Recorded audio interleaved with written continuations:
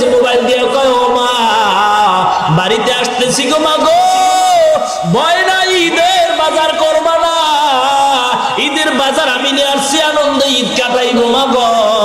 লঞ্চে যখন সদরঘাট থেকে রওনা হয়, নদীর ভিতরে গভীর রজনীতে তুফান শুরু হয়, লঞ্চ পানির তলে চলিয়া যায়। কোথায় গেল মা, কোথায় গেল বাবা, কোথায় গেল তোমার আনন্দের ঈদ?